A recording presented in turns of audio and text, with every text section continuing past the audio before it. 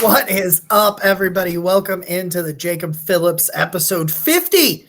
We are at 50 episodes in the books, halfway to the century mark of the Mark and Brown Show. I am your host, Jacob at Roachism13 over on Twitter, joined as always by my wonderful co-host, Mr. Nick Carnes at Carnesies817 on Twitter. Nick, how are we tonight?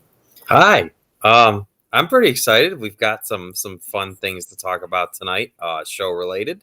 So there's that little piece, and you know what? Slowly but surely, we're inching towards the draft here. 3.5 weeks. 3.5 weeks into episode 50. Wow. Halfway there.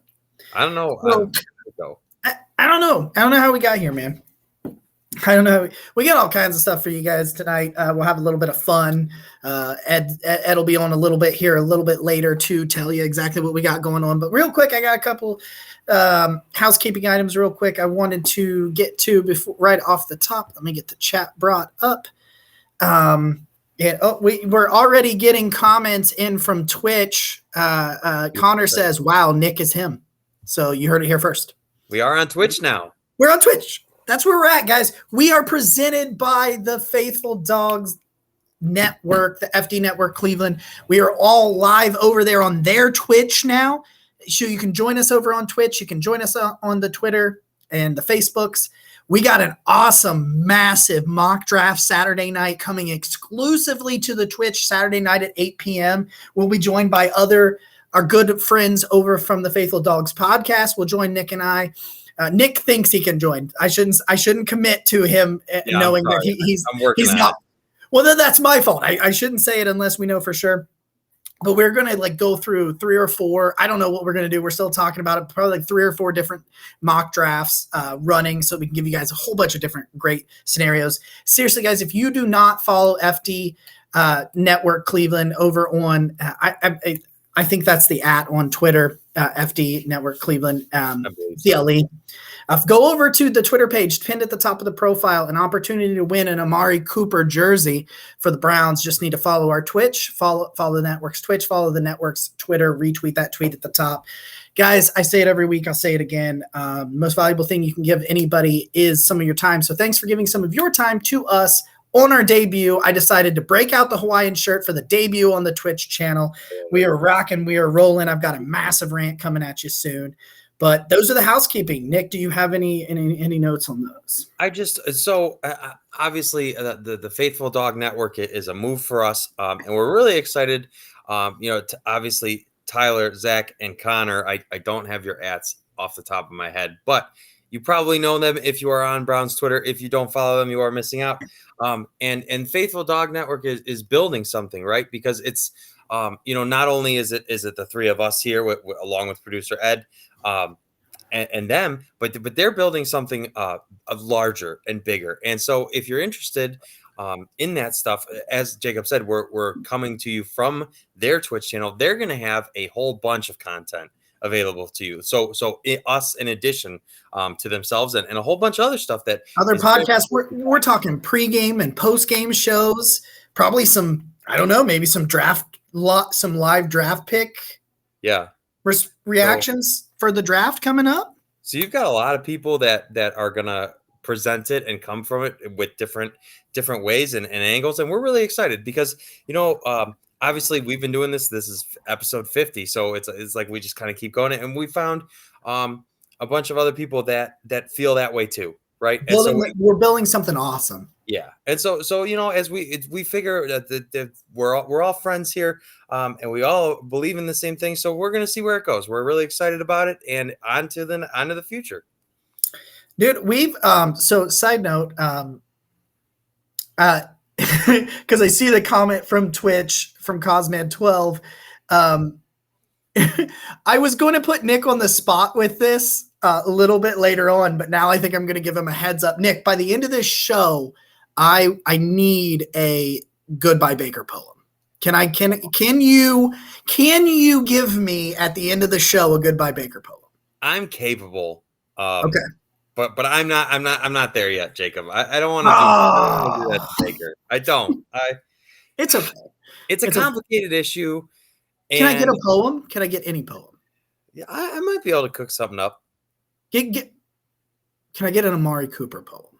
Yeah, I can give you some more. All right, there it is. To celebrate the Twitch, we will get an Amari Cooper poem at the end. I can do that. Hey, Sean says hi. How you doing out there, Sean? Appreciate you joining us. Ainsley's in here. No, Zach's in here. Our good friends working with us over here at the network. Ross says he loves my shirt. That's great. Connor says Baker's gone by 4 p.m. Cosman says you've ruined his night by not giving him a Baker poem. But we're going to get you a poem. That might be Browns After Dark content, honestly. Oh, all right. All right, we're going to bring on producer Ed. Man, he's over manning the Twitter comments and everything else. What's going on, Ed? What do we got going on tonight? Oh, we got a great show as we transition with our new partners, the Faithful Dogs Network. Congratulations to us. I think we're with some really good people, and I'm proud to be a part of this. And away we go. Like you said, episode 50. Wow, 50 episodes. Jacob Phillips. Hey. I just want to say, guys, as we embark on this, we always say we bark together, and we got some more dogs with us. So yeah, that's always a good thing. So also fire those Twitter comments in. I'll get them on, and I'll have my go for it and some nuances like we always do. And I want to get the show rolling. First one with Twitch and the Faithful Dogs Network. So let's go, guys. All right, buddy. We'll talk to you soon. Thanks, Ed. I'm excited. We've got people coming in over on the Twitch channel. I can see the viewers. Numbers are, it's some live numbers. I can't see the live Twitter numbers, but I'm already seeing numbers come in that are pretty great. So, all right. So we're just going to go off the top, man. We've got a couple of things to do tonight. We're going to get to a draft corner a little bit later on. I got 3 prospects I want to talk about.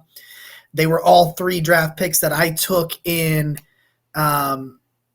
I took them in my mock for Dog Pound Daily that is pinned to the top of my Twitter profile right now. If you want to go check it out and tell me how stupid I am, that's great. That's fine. I understand. But I want to start here. And I said this on Twitter, and I actually muted the tweet. I do not mute tweets, Nick. You know this. I don't mute tweets often. I respond to people. I take all the negative comments and things like that, and stuff like that. But I don't hate if someone disagrees with me. You know what I mean? Like, that's not, I don't mute it because people hate my take or anything like that, because you can hate my take. That's fine. But I muted it because some people were just really blowing it up and twisting it. But I want to point this out. Wins are not quarterback stats. And I am and Nick knows this because I came in a space yesterday. I came in a space today, and I put it on Twitter that wins are not quarterback stats. And I had some people fire back at me. Well, they always talk about Tom Brady's 7 Super Bowls. And it's like, okay, hold on. Hold up. Wins are not stats on how a quarterback plays. Tom Brady has been great in 7 Super Bowls. Tom Brady has won 7 Super Bowls. Jimmy G has not won several playoff games. You know what I mean? Like, it wasn't because of Jimmy G. It was because of Tom Brady. If you look at wins, they're not accurate depictions of quarterback play. So putting it out there, the wins are quarterback stats crowd is awful. I agree. Because it's just not accurate depiction on how they played. I understand that other things can go oh, Tom Brady threw 4 touchdowns in the Super Bowl, so he got the Super Bowl win. Yeah. But look at what Jimmy G, if we were very close to the Niners making the Super Bowl, and Jimmy G was awful in the game that got them to the NFC Championship game. And it was his team that elevated him. I'm seeing this on both sides. I'm seeing it to tear down Baker Mayfield, to tear down Deshaun Watson and elevate Baker Mayfield. That's where I'm seeing it from, because their records, they're similar. The last time, Peyton, Connor brings this up. Peyton Manning won his 2nd Super Bowl with a terrible quarterback performance. Yeah. You cannot blame a team's success or failure based off one position. Just not fair. See, that's what I'm getting at. Yes, exactly. So that's my problem. You look at, and everybody tells me, oh, Deshaun was 4-12. He was 4-12 because he had no defense or an offensive line. I've watched a lot of the tape from his 4-12 season where he is running for his life, and he completed 70% of his passes for 4,800 yards. They're not depictions of how a quarterback plays. I mean, remember Rex Grossman? He went to a Super Bowl in a year where he often had – do you remember this? There were several games at halftime where Rex Grossman had completed more passes to the other team than his, and he went to a Super Bowl. They're not accurate depictions, and I'm tired of it. You bring up some important stats, but there's more to that, right? In that 4-12 season, not only does Deshaun Watson complete 70% of his passes, he leads the league in passing. He has a 3-to-1 touchdown to interception ratio. He's sacked just 2 less times than Joe Burrow was last year, right? Behind one of the worst offensive lines in football. Okay, so Deshaun is doing all of this. I could see if Deshaun Watson was bad too, then obviously the blame falls on him, and of course then it is a depiction. yeah.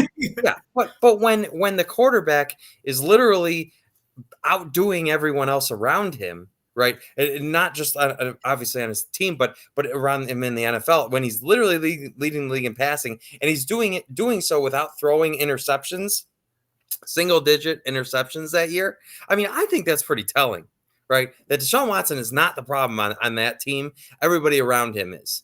He threw 7 picks while being sacked. Was it 46 times or 49 times? He was sacked 49 times in 2020. And I cannot fathom a guy that throws 33 touchdowns, 7 interceptions, 4,800 yards, and he's the reason that your team is 4-12. I can't. I just there's a lot of reasons to question Deshaun Watson and all of this, right? His on the field performance is not one of them. No, it's not. That's the thing. If you were like, listen, it's the pending cases. It's the he wanted traded before the pending cases, so you think he quit on his team. If it's one of those things, you have merit.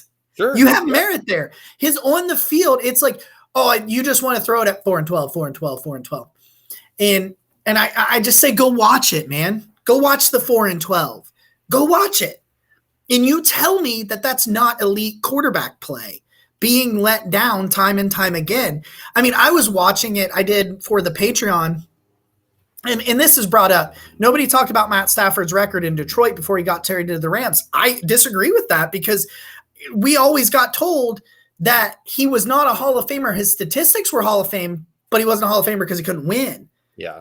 But Matt Stafford's the perfect example. His record shows an awful quarterback, and he's been elite most of his career, in my opinion. Yeah. And he's never had a defense. I can't think of the time that he had a defense. And he's gone to the playoffs. And the thing about it, like Matt Stafford obviously was good enough to win a Super Bowl in LA. Once he got a competent team. Yeah. And Deshaun Watson on top of that rushes when Matt Stafford. Deshaun Watson ran for over 400 yards in 2020 and 3 touchdowns to boot. Like, it's not just that he has terrific passing numbers and like, even when you look at like the yards per attempt and all the various metrics that rank Deshaun's passing are good, and then you add on top of the fact that I guess Deshaun Kaiser ran a little bit, but the Browns having like don't say that name. Exactly. The Browns having a legitimate dual threat at quarterback is also an entire game changer for the offense and what they like. You will see so many different packages and play sets with Deshaun Watson because he has that threat of speed that Baker just didn't have and that Cleveland hasn't had in a long time. Yeah, Drew in the Brick City. Watson lost. He lost Hopkins and then led the league in passing. They traded away Bob on his way out, traded away just about because Cooks was still there and Tunsil was there and David and Duke Johnson were what they are. But like he traded away just about every good thing on that team. And Deshaun responded by throwing for completing 70% of his passes and 4,800 yards. That's a franchise quarterback. You can argue why you think this trade is bad because of the guaranteed money when you don't know what's going to happen with the cases and the suspension and all the picks. But I don't think you have merit in the argument by saying 4-12 because you go watch the tape. I broke down like a 15-minute clip mantra for the Patreon members. And I talked about it. And I'm like, look at each play. Look at the duress he is under, snap after snap after snap. And he performed. And it's just like, I get it. I had when the trade happened, the off the field, all these weird things. It felt weird. It still feels weird. Yeah. I'm trying to attack this from just a football standpoint. And from a football standpoint, I don't think you have a leg to stand on. Baker Mayfield's not on the same planet. And I think Baker's better than what he showed in 2021. Yes. But they're not on the same level. That's the number one thing I noticed about watching Deshaun games is just that, the guys getting hit. Let's see, because Baker ended up being sacked. How many times were you sacked, Baker? Sorry, bear with me. I thought it was 49. Baker was sacked 43 times in 2020. Oh, okay. So he was sacked a little bit less than Deshaun Watson, but it's comparably so, right? Yeah, because he also played in 2 less games. Yeah. Yes, yeah. 1 less game. But my point is, we all can agree that Baker got to a point in the season where even when a guy was just getting near him, he was panicking and bailing, right? And just the whole play would back out. And obviously, nobody needs told that Baker's not a running threat, right? So normally that didn't go very well. Deshaun Watson is an actual running threat, like we were talking about. But B, the big thing about him is that when you watch Deshaun Watson games, and I encourage you to watch them, even when guys get near him, he just stares down the field and he goes through his reads. It's like, because that's where Baker like absolutely deteriorated, was any pressure. And Deshaun Watson is so much better in that. And I think that itself makes a world of difference. Drew in Brick City brings up a good comment. I'm sorry. It was Jarrett who said it. Watson had them in so many games they had no business being in. Yeah. Yeah, I think so. Zach wants to know if I'm going to Connor says he thinks it'll be 6 games reduced to 4. Zach needs to know if I'm going to share it. I have meatloaf and au gratin potatoes. And this is for those that are new on the Twitch channel. My dinner time is usually podcast time. And Nick and Ed can attest to it that I am quite often eating dinner. I try to do it kind of off screen, but I am quite often eating dinner when I'm on the show. So I apologize for anybody that's new checking us out. What is it? You're quite the multitasker. I am, yeah, man. But it's delicious. It's the best meatloaf I've ever had. So, well, there you go. I will do one quick thing on Watson, and we'll move on from this because I'm sure we'll get into some more stuff with it later. Nick, you said it the best. Deshaun Watson's calm in the pocket, and I think it's his best attribute because he's calm in the pocket. He steps up in the pocket. And you know what we all say? We still say it, but we really said this early on in Aaron Rodgers' career, that Aaron Rodgers was athletic and he could move, but when he moved, it was to extend plays to throw, and that's what Watson does. Yeah, he's rushed for 400 yards. By the way, not all speed. Sometimes he will lower the shoulder to get the touchdown. Yeah. But he does mostly protect his body. But he will dance around, and just throw a dart. This is another thing I'm mad at. People tell me I saw some weak-ass arm comments. Buddy, go watch the tape. He does not have Baker's arm.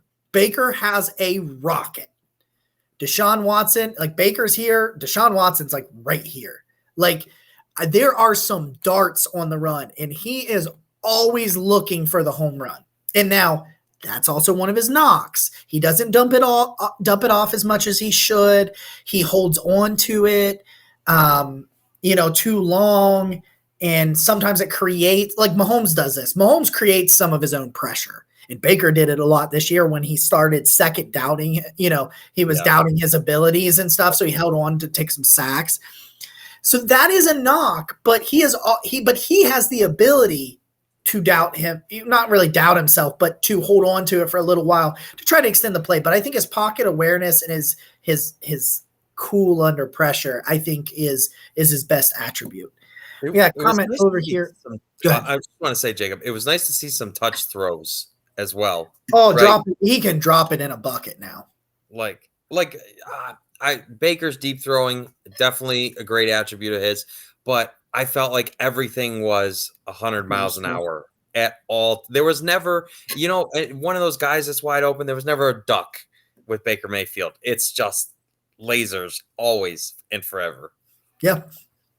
Sometimes good, sometimes bad, but for better, well, for better or for worse. Yeah.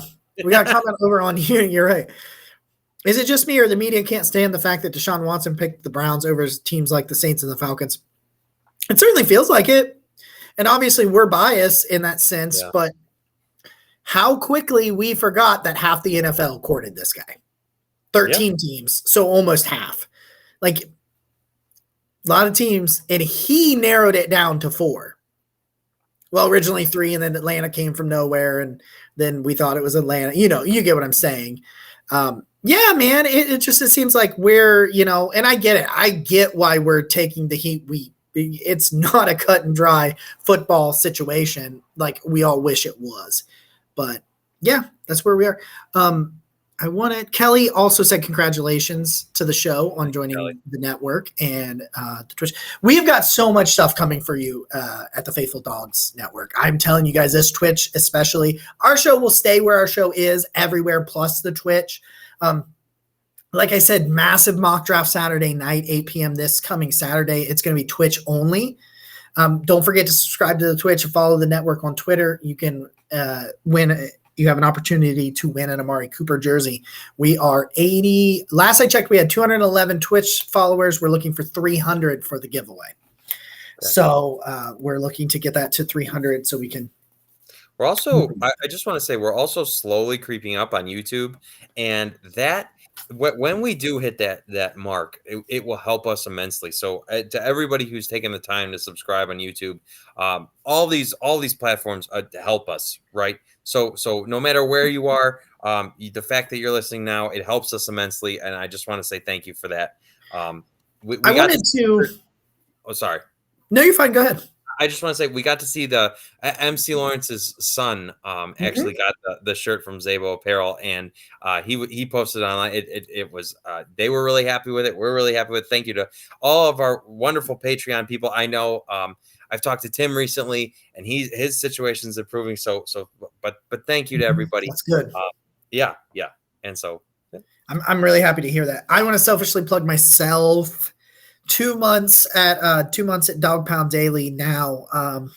We are I am over 500,000 clicks, half a million views on my articles at Dog Pound Daily, and I'm just like absolutely flabbergasted. And it's just like I say this all the time, Nick. Nick can attest to this, and the boys at the network can attest to this. And I'm flabbergasted. I'm living a dream, and you guys help me with that every day. And here's the sappy side of me. So a question, and then we've got Ed's Go For It's coming up in just a couple of minutes. I know he's ready. He told me he was ready. He said he's got some good fire questions for us tonight. Drew asks, can Deshaun unlock Njoku's potential? Now that is a great question.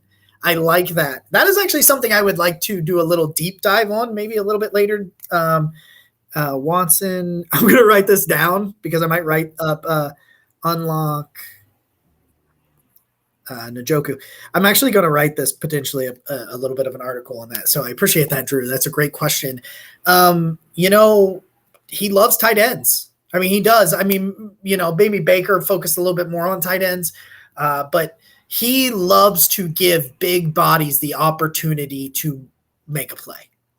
The throwing it up kind of plays. You see some of those. It's not going to be like a totally night and day difference, but I would think that the Njoku type of tight end who can get vertical, Deshaun loves to go vertical. Like if you watch the tape, he loves to go vertical. He you know what? He made Darren Fells look quite good after he left the Browns.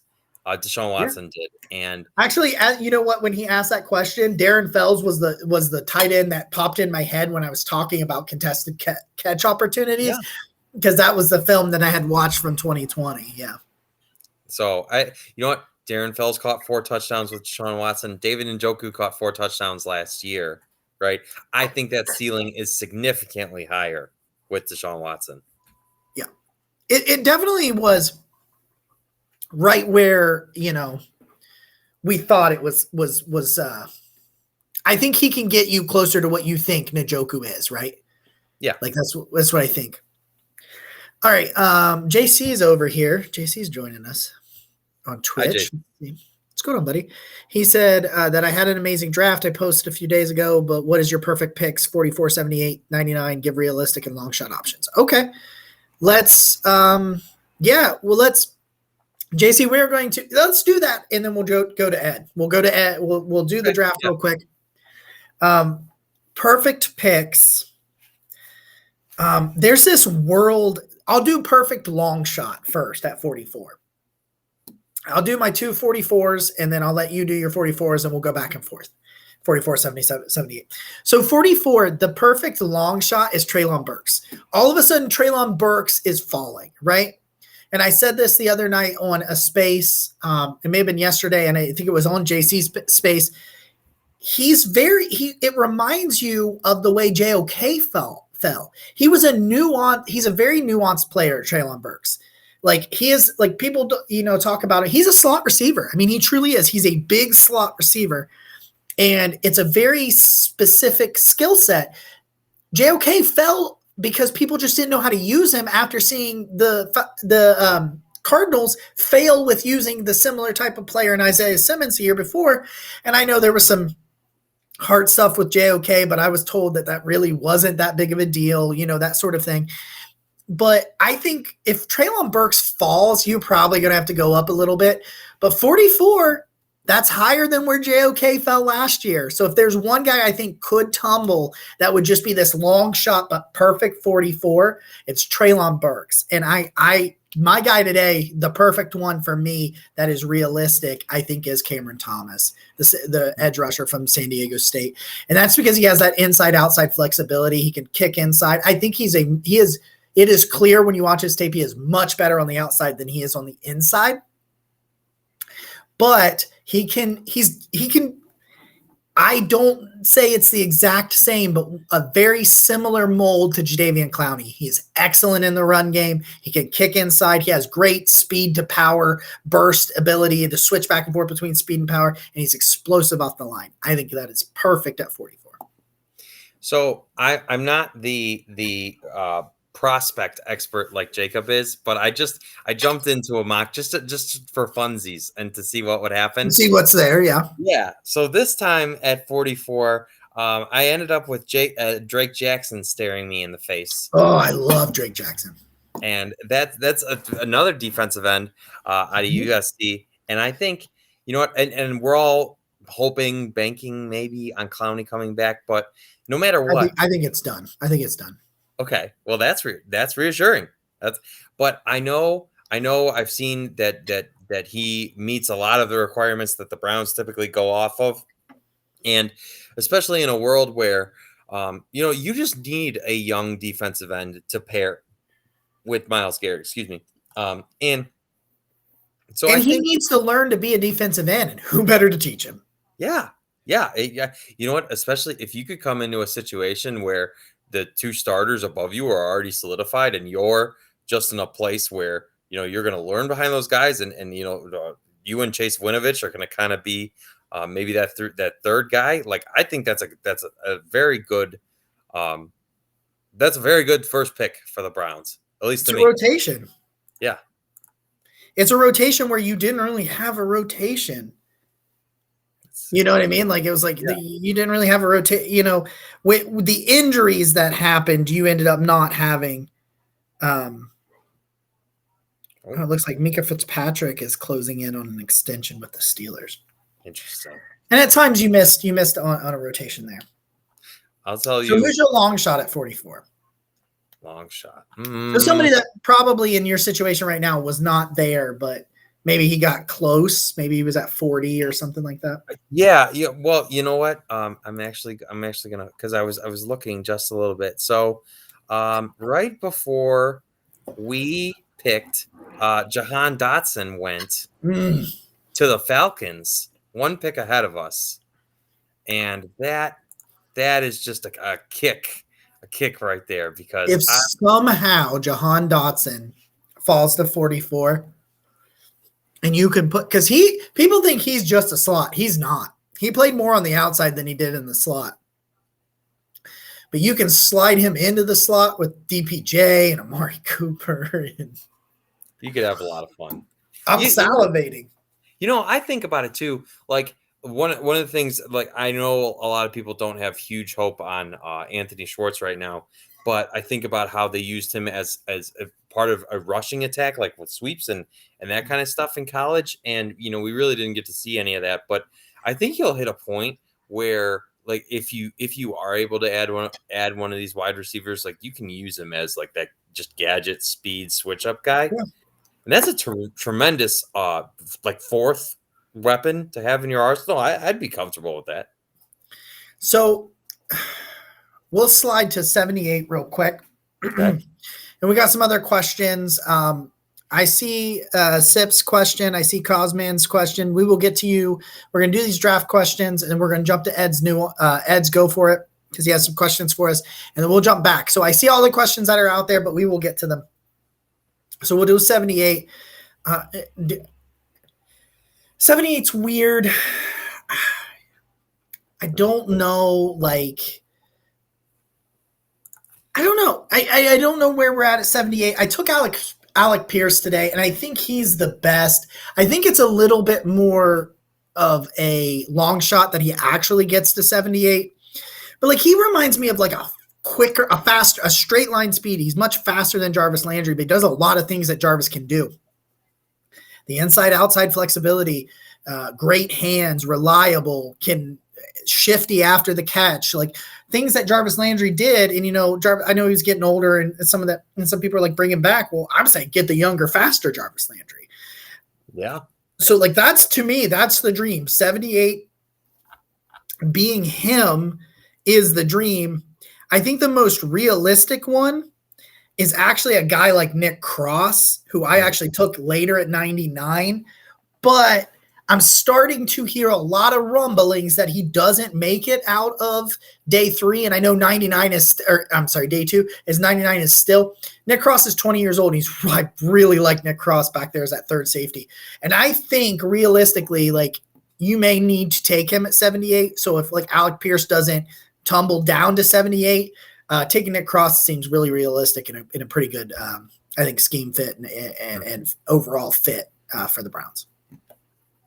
I'm really sad that Jahan Dotson went when he did, because I've made it to 70.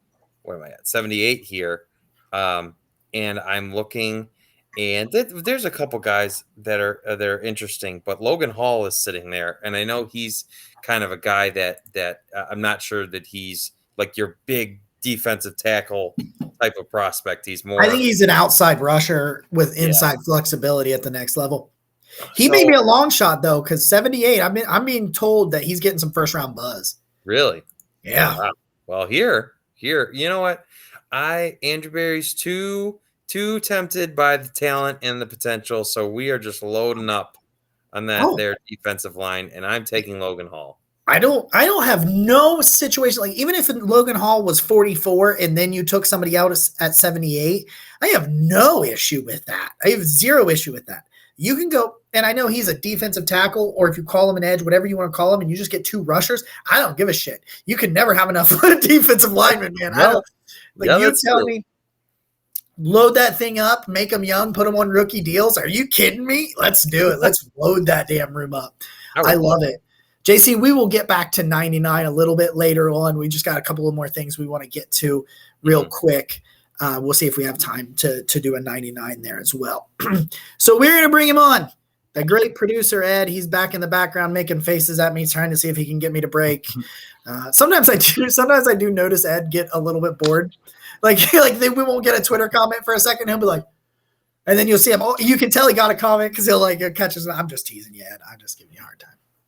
A little administrative stuff. Got to give love and shout outs to Drew, Jarrett, D, Alicia, Devin, and Travis, and even Harry Botter. Got to give love to them. We always appreciate you watching. I have been working on a Baker Mayfield poem, so that will be done. Oh, you have? I have. I've been busy. So as we transition into our go for Nick, Drew wanted to know, will you be on Browns After Dark tonight? Yeah. Tuesday nights of Browns After Dark, man. We're coming. It's gonna be fun. We love our friends at Browns After Dark. We had a Browns After Dark moment yesterday, Nick. I don't know if you were in it, but Batbot joined us. Oh God.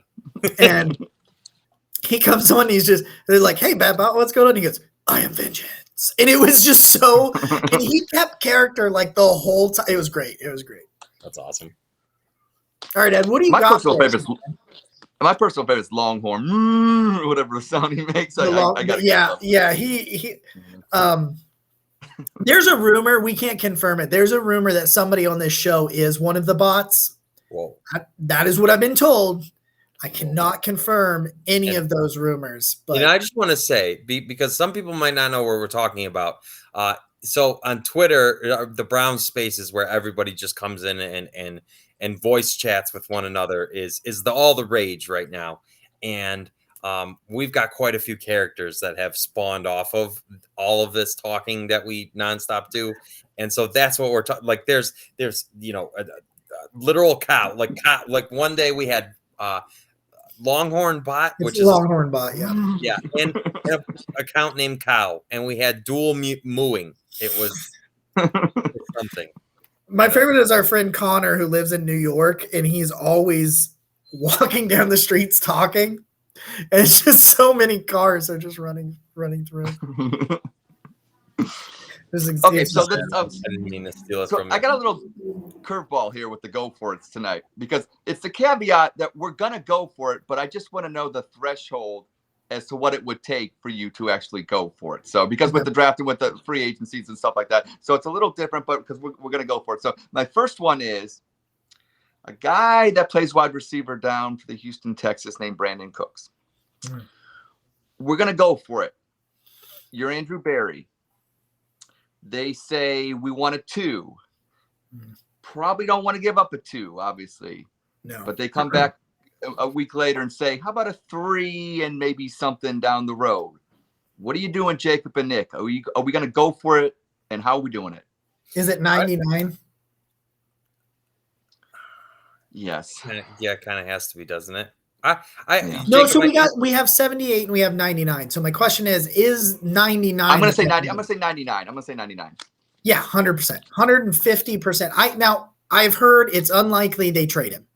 That is what it's sounding like, and it makes sense because they want to see what they got Davis Mills, and keeping him a number 1 wide receiver that he has some repertoire with, and bolstering his weapons and or his offensive line, depending on what they do at 3 and 13, makes the most sense. If he's available and you can give him 99, and I don't care what day 3 pick you give them next year, I do it 110 times out of 100. I tweeted this yesterday, and I said, Amari Cooper would have been the best receiver for the Browns last year, but Brandon Cooks also would have been the best receiver on the Browns last year. So if you can get those 2 guys on your team, I think I'm all about it. It takes so much pressure off of guys like DPJ and Anthony Schwartz, and it lets these guys just be guys. And you know what I mean? And it just opens it up on so many different levels. It's it seems like a no-brainer to me. It feels like Brandon Cooks has been in the league for forever, but he's still a year younger than Amari Cooper. I think he's 28, 7. Yeah, 27. Amari Cooper's 27. Yep. Let me see here. Brandon Cooks is 28. He'll be 29. He'll be 29 in the fall. I had it flipped. Sorry. But my point is they're both in their 20s, right? That's an ideal situation to me. My little brother asked me, he's like, Amari Cooper's not going to be around for a while. And I'm like, what are you talking about? And he's like, well, he's like 32 or something. I was like, he's 27. And he came into the league at like 20, 21, like Amari did. So like, he was very young. Well, Nick likes to, I want to let everybody know that I'm 42, not 43. I know there's been some ongoing, and Andy has not yet produced any receipts yet. So. That. So I am still 42, and I believe my birth certificate is correct. But if somebody can produce other evidence out there, I'm willing to look.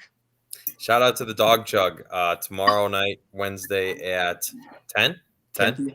10 o'clock, 10 p.m. Yes. Second question, and I like it because you guys have already preferenced it a little bit. A guy named Treylon Burks. Now, that guy interests me. And you saying that he's falling. Mm-hmm. So we're going to go for it. How far, or let's just say this. It's pick 30. It's pick 31, 32, 33. Tick, tick, tick, tick, tick. When are you making that phone call? And what are you giving up to get this guy? Because we're going for it. So how are we going for? What are the parameters to get this done, Jacob and Nick? It's somewhere, I think the magic number. So the magic number for me for JOK was like 50, like because they were, I can't remember where they were coming up from. I think it was in the 70s, but where they were coming up from, I think the number's 35. I think it's somewhere around, and I say 35 and I see 35 pop up twice in the comments. Yeah, I do. I think 35, 36, and there's another 35, 35, 36. Like at 34, this is what you're doing at 34. And then if he doesn't go at 34, you pick up that phone, you say, all right, man, you start getting them at 35. If they say no or whatever, and he keeps falling, you keep going. But 35 is when I think everybody's like, yeah, 34 is too early. 36 is gone. Yeah, it's like, and I'm not even looking at. I don't have the draft order in front of me to tell you which teams it are. I'm just trying to think from a compensation standpoint that once you get under 10 picks, when you're talking about draft capital, like there's a value to each draft pick, and it adds up to this and that. And you want to try to keep it even, and that's in. So you're at 44. Now, remember this. Remember when they went up to 52, they gave up pick 79 because they had 79 and 81.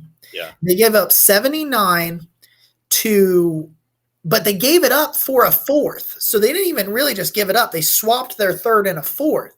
So in this situation, to go up from 44 to 35, and then you give up maybe 78 and you get their fourth, if I will give you 78 to go up if you give me your fourth, which would be top of the fourth round, because you're going to a team that's 35. So you're, I think 35 is Houston. If I'm actually being honest, I'm trying off the top of my head, I'm pretty sure it's Houston. But yeah, you're going to have to give up 44 and you're probably going to get 78 and probably get a fourth or a fifth back. So if I can get a fourth or a fifth back for 78 to go from 44 to 35 to Treylon Burks, I'm doing it 110 times out of 100. I feel like you covered the options in this basic scenario. So I'm gonna reach a little higher and say that they really value the 5th-year option on Treylon Burks. And so if you wanted to go to like 31, it's Cincinnati 31, right? Yeah. Cincinnati 31. That spot. Like if that's you probably not going to happen. They're in the division. Yeah, that's true. Well, I guess that's fair. Yeah, they probably wouldn't trade with you. Okay. Yeah. All right. So fine. Then there you are. You're sitting at pick 32 and you need the 5th-year option and you got to go from 44 to 32. That's probably going to be a lot more steep. Is that going to cost you? I mean, I'd imagine they'd try to get like next year's second out of you. Maybe you could do it for a third. You don't have your second next year. Remember the Deshaun Watson trade. So I'm not used to this as a Browns fan. Try to, or maybe you have your second. I think that's when you give up the second. Over to the side, different Connor. The 6-0 mode is the gone by 4 p.m. Connor. Connor King is the one that's always outside. I saw the conversation going on Twitch. I just wanted to clear that up. So if you wanted to, obviously the price is going to be more steep. It's harder to say with trades up like that are for those all valuable first round picks, but I'd assume they'd have to give up.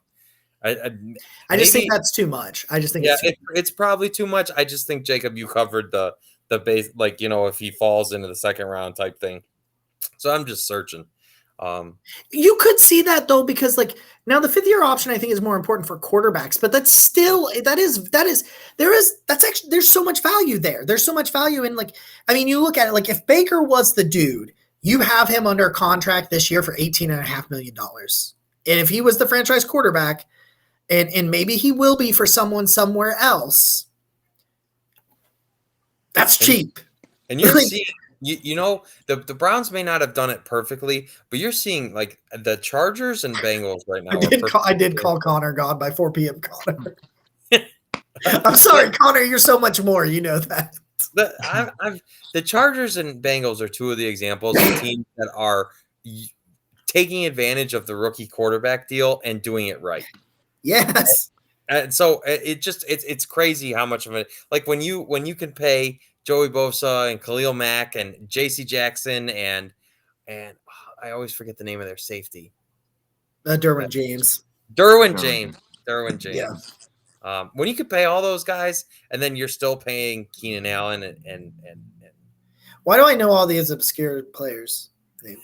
and Mike Williams and Mike Williams got a bag, man. Like, good for him. My point is they are loaded. And so is Cincinnati, honestly. But that's a whole AFC West. It's a whole AFC West. And they're just I'm gonna throw in another one because I just got this from Jared. Jameson Williams. When are we making calls? Are we doing Jameson Williams will be drafted in the top 15 and you can take that to the bank. Okay. There it is. Jameson Williams. Okay, so Jameson Williams goes in the top 15 in my opinion. No, cancel anime. I was talking about Derwin James. I know a bunch of random players. I think he goes in top 15. If for some reason he doesn't go top 15, I still think Jameson Williams can be the first wide receiver off the board. Wow. If he doesn't, he will not make it past the Chiefs and the Packers at the latest. There's just no way. The Chiefs and the Packers can wait for him to get healthy. Think about that for a second. Like there is, it is a thing. There is a thing out there that Nick resembles Baker. That is a known thing. Yeah, people do say it. Well, he's asking about it, and I saw he made a comment earlier. So he said, "See you, JC. He's checking out until Browns After Dark. Love it. Talk to you about later, buddy. Support friend." But yeah, no, like. I think he could still be the top wide receiver. Like, there's no way Green Bay and Kansas City pass on him if he somehow gets there. But if I was placing prop bets on the draft, him going in the top 15, yeah, that's where I put money on it. I have no idea who will fall, but I can promise you, someone always does. I think it's Treylon Burks. Yeah, and sometimes it's really public. Why? Right. And other times we have no idea, but a guy just, inexplicably falls in. And so I would imagine, Andrew Berry took advantage of it with JOK. He took it twice because Newsome fell to him in the first place.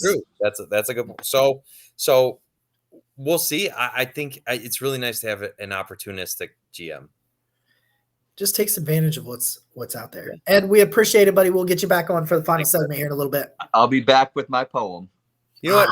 I'm gonna be brief because I know that all of a sudden our time is gone, but I just want to say to your 4 and 12 point. Do you want we'll do next nuances here, and then I'm going to catch up on all the comments and we'll wrap up. I'm going to be pretty brief because I just want to shape this argument. There's a lot of people that are blaming Deshaun Watson for the Texans going 4 and 12, and we've covered a lot of the reasons that's not the case. But I just want to make the point clear because a lot of people will similarly defend Baker Mayfield for his performance while talking about Deshaun Watson and his shortcomings as to why Houston was 4 and 12. So I wouldn't probably tweet about this because it would cause hellfire. But on the show, I feel like it's more appropriate. There's a few things here when you compare Deshaun Watson and Baker, and I'm going from Deshaun Watson's 2020 and Baker Mayfield's 2021 because I think it's fair because everyone wants to defend Baker for what he's done and blame Deshaun Watson for the Texans going 4 and 12.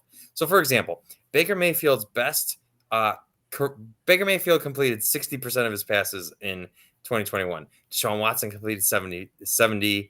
70.3 or whatever it was. Yeah. Yes. The most yards per attempt Baker Mayfield has ever had is 7.7.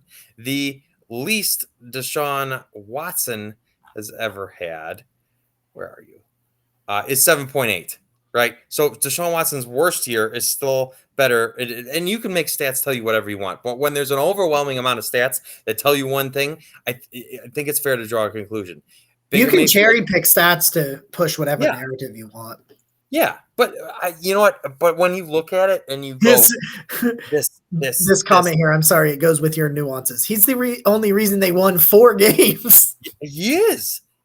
Baker Mayfield's best year, he threw for 3,827 yards. Deshaun Watson just finished throwing for a full 1,000 yards more than Baker Mayfield has in his best season. I just. It's not to trash Baker. No, it's not. But when people are defending Baker Mayfield for the Browns record and what happened with the Browns season, what I'm pointing out to you is when you then turn around and say, well, the Texans were 4-12 with Deshaun Watson. You can't have it both ways. Either Baker was bad and it's largely his fault that the Browns didn't win games, or Deshaun Watson is good and it is not his fault that the Texans were not winning games. You can't be. You can't change your rationale. Yeah. On the exact same topic. Yes. And so that's really what I'm trying to say, right? If we're going to sit here and defend Baker, he was hurt, did this, that. Well, when you look at the two quarterbacks, it's really not close, right? In any statistic. So I'm just trying to point out that people that are rushing to bash Deshaun for the Texans' performance are going to be quite pleased at what they see when Deshaun Watson has talent around him and is not getting killed behind a terrible offensive line. Okay, let's I got a couple of questions that I know were back here I wanted to get to. We kind of addressed that one. What are our 9 to 5s? I like this. I like personal questions. So I work at Ohio University. I do a lot of I coordinate a lot of the daily transit that goes on across the university, as well as the parking enforcement aspect of it. And I run all the game day parking for all the sport events and that kind of thing. And Nick is an entrepreneur. Yes, I will leave it at I own my own little business. Yeah, he is an entrepreneur. I think I got past all of it. Oh, okay, Connor, this is ridiculous. Now I'll be gone by 4 p.m. Wow. Connor, violence in the chat. He's just coming at me here. I didn't even know what I did. Could the Browns pick up Ogunjobi? I don't think so. Larry Ogunjobi had a 35 run grade. People don't want to talk about the fact that he's awful. He's never been able to defend the run. They need a nose tackle. He can rush. He is a good rusher, but he just doesn't work in the Joe Woods scheme. We saw that. And it's just like, it doesn't make sense for what he wanted. And it's really weird that he failed the physical and that now hasn't signed. That I just don't know what's going on there. Like he had a contract that was way too much money for a guy that can only rush the passer. And at this point, give me Sheldon Richardson back. I'd much rather Sheldon Richardson. I'm not huge on that, but I'm an option at least. Clowney signing soon and drafting Logan Hall. Yeah, let's do it. Let's do it. Let's do it. He just went somewhere new. Who went somewhere new? Did Larry go somewhere new? I know he failed the physical for the Bears. Yeah, I saw that too. Because the initially was going to cancel anime. He says a lot of people that are trashing Watson in Nick's timeline are Steelers fans from what he's seen. My favorite is there was this one Steelers fan that has been going at Browns fans about Watson, who a month ago was begging Watson to come to Pittsburgh. And I'm like, come on. And he's like, so what? And I'm like, really, dude? Like, come on. Like, he's like calling Watson all the names that you could picture calling him, but a month before was begging him to be a Steeler. So begging him. Like there are some receipts. It was not good. There's some receipts. Let's see if I got anything over on the Twitter. How far Drew asks about Emmanuel Sanders. I'm not lying that I was looking through free agent wide receivers yesterday. I think it might have been today. Just trying to look because like I have a big focus on Will Fuller. I just think it makes sense. I know the injuries and things like that. I just think it makes sense because they could use a field stretcher. And he needs a prove it year, right? Yeah, would yeah, assume. he's going to cost you like $3 or $4 million. So like I mean, it's that's low all upside. risk, high reward. Yeah. So, and I get why you don't want him. All the people that don't want Will Fuller, I know why, and that's fine. It's justified, and I understand that. But I was thinking to myself, like, outside of him, I've been very vocal why I don't think the Browns should bring back Jarvis Landry. I get why the emotional connection. I don't think they should. But I was like looking past those two, because those are the big two, right? Like everybody's like, they're connected to Fuller, they're connected to Landry. And and Emmanuel Sanders did pop up on my radar yesterday. And I mean, I realized that he's like 35, by the way. I didn't know that. And then I was like, well, you know what? Ed, I know Ed, if you could look up to verify that, the age of Emmanuel Sanders for me real quick. I know he's like, I know he's like in his mid 30s. And I was like, oh wow, Emmanuel Sanders is that old? And they didn't play that old. That's the role. Emmanuel Sanders is a Will Fuller, he's like, he started with Ben and the Steelers in like their heyday. 35. Yeah. Yeah. And he was in San Fran and, he's 35. So like, yeah, I mean, if he's going to sign a 1-year deal, one of those 1 year, similar to like the Malik Jacksons of the world, the way Barry has done that, he's probably an even better option than Fuller. Fuller just has the repertoire with Watson. And he was younger then, but I remember the Saints signed Emmanuel Sanders. Oh yeah, he was there too. That was the other team. Yep. Is Ed? Are you wearing a new hat? We have a question. Are you? Is that a new hat? No. Hold on. It's a newer hat. It is a newer hat. It is a newer hat. I've worn it a couple times. All right, we'll get you back in a second, buddy. I had to bring him on real quick because they asked if Ed was wearing a new hat. Let's see here. I do think safety. Oh, I wanted to point this out a little bit real quick on the draft. I want to do a real quick draft thing and I'll bring Ed will come back on for us to wrap up the show. We're coming dangerously on time at the hour, but I don't know if we've ever done an hour show, for being honest. But so anyway, excuse me. I am 95% sure the Cleveland Browns are drafting a tight end. I'm not sure where. They're now visiting Greg Dulcich as one of the top 30 visits. I know they've already seen Jalen Weidermeyer. I know they talked to every tight end at the combine, it feels like. I expect more tight ends to visit. They've gone to most tight ends pro days. I love Daniel Bellinger in the 6th because I think he's the best blocker, I think, in this draft at tight end. And I think that he can play H-back, the fullback role. So if they don't want to hold Johnny Stanton, I think that he can fit in there real nice and good there. So that is one thing I think a safety on day 2 is happening. I don't know if it's 78 or 99. I think a safety. I hope it's Nick Cross. 20 years old, and he's so fast. He's like a 4.36, a 4.38, something like that at the safety position. He plays deep single highs that John Johnson and Grant. I'm salivating at the idea of what you could do with a Nick Cross back there. Just he lets Delpit and John Johnson do what they do best. And both of them can play deep. They can. But getting in the box, Delpit is a heck of a nickel rusher, man. Like, I just remember him nearly committing murder on Davis Mills week 2. He nearly committed murder in his first career game.